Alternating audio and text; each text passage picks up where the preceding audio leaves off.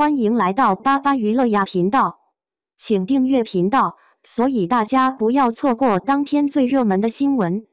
我们今天的时事通讯包括以下内容：杨紫也没想到，35岁程毅再破天花板，这次他让整个内娱沉默了。两京15日获央视认证，天地建心定档掀全网热潮。从被网暴的小演员逆袭成古装第一人，他用14年证明了靠作品说话才是内娱硬道理。可为什么偏偏是他能在流量扎堆的古装赛道里走出一条让同行沉默的路？01双剧连炸，央视认证。10月24日，央视网文娱直接发文力挺程毅在明朝上演《速度与激情》，说的就是刚开机的两京15日。程毅饰演的太子朱瞻基要在京杭大运河上顶着前有埋伏后有追兵的危机，15天内从南京赶回北京稳局。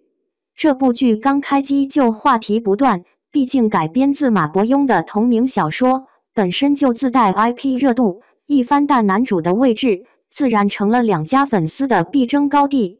程毅、林更新首次搭档就火药味拉满，一边粉丝觉得自家是流量标杆该稳拿一番，另一边认定自家实力派才是一番标配，吵得不可开交。殊不知官宣早就明明白白标注双一番，真没必要揪着排位较劲。原著加名导加实力派，这剧本来就手握爆款前置，与其争番，不如蹲开播看剧情，剧火出圈才是真赢家。毕竟剧组可是诚意满满，为了还原京杭大运河的场景，剧组专门打造了1的仿古大船，所有水上戏份都是实景拍摄。而这次两人也是跳出舒适圈，尝试不同类型的角色。两人饰演的角色既是盟友又是对手，一个沉稳锐利，一个豪放不羁，光看预告就让观众期待值拉满。这边两京15日还在拍摄期，天地建心直接官宣定档25号。这部剧可是狐妖小红娘3部曲的终章，前2部月红篇淮水竹亭分别是杨幂、刘诗诗主演，播的时候热度都爆了。程毅接下这第3部时，明眼人都知道是烫手山芋，毕竟动漫粉眼光刁，稍有不慎就会被骂。可没想到定档消息一出来，全网直接沸腾了。程毅的古装自带一股清冷劲，演起王权富贵来，简直像从动漫里走出来的，贴合度直接拉满。这次他的白金道袍造型更是戳中人心，发冠束的一丝不苟，腰间玉佩随风晃动，眼神冷到结冰。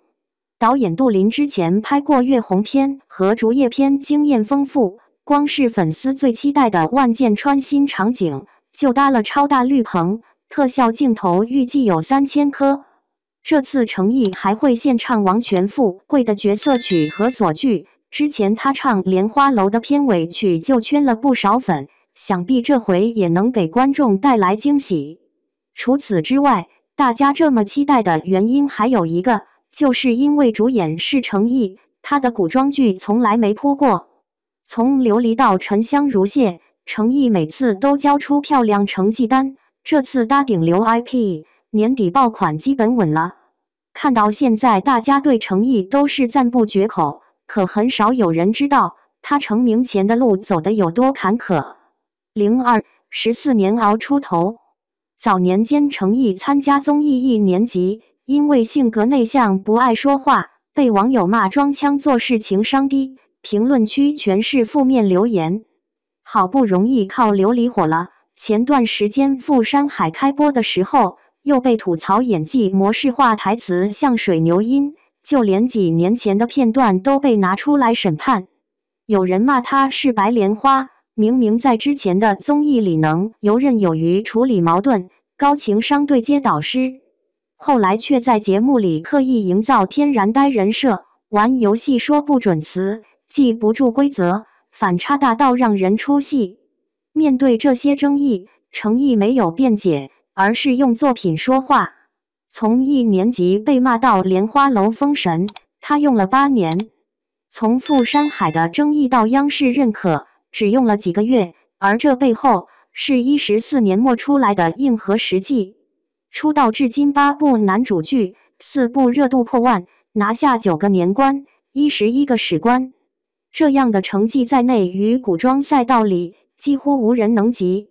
就拿成名作《琉璃》来说，这他的第一部一番剧，直接拿下了播出平台年关和卫视黄金档 CVB 年关，站内打分人数更是历史第2。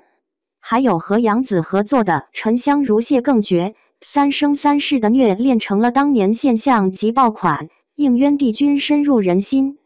连杨紫都夸他演技好又敬业，他也凭这部剧拿了星光大赏的年度星光演员。莲花楼直接达到了演技巅峰，不仅热度破万，还拿下了多个平台的年关，程毅也因此获得尖叫之夜年度尖叫演员。赴山海虽然播出时引发了一些争议，但热度依旧破万，拿下播出平台7项年关，2项联播剧史关。对比同期演员，能同时兼顾演技、口碑和数据的，真没几个。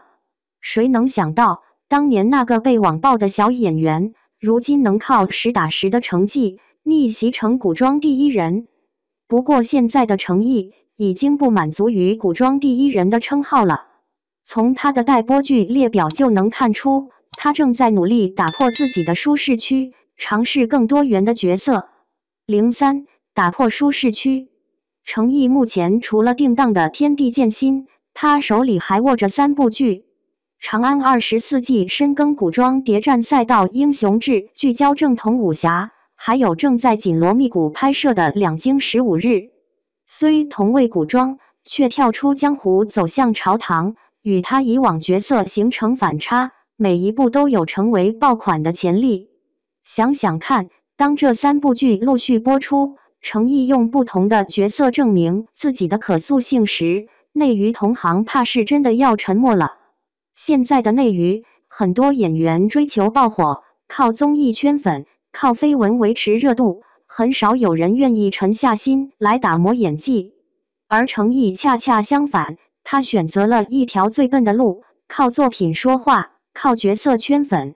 拍《莲花楼》时，为了演好李莲花的病弱感，他刻意减重，营造出脆弱感。拍武打戏时，从不用替身。可就是这条路，让他走得越来越稳，越来越远。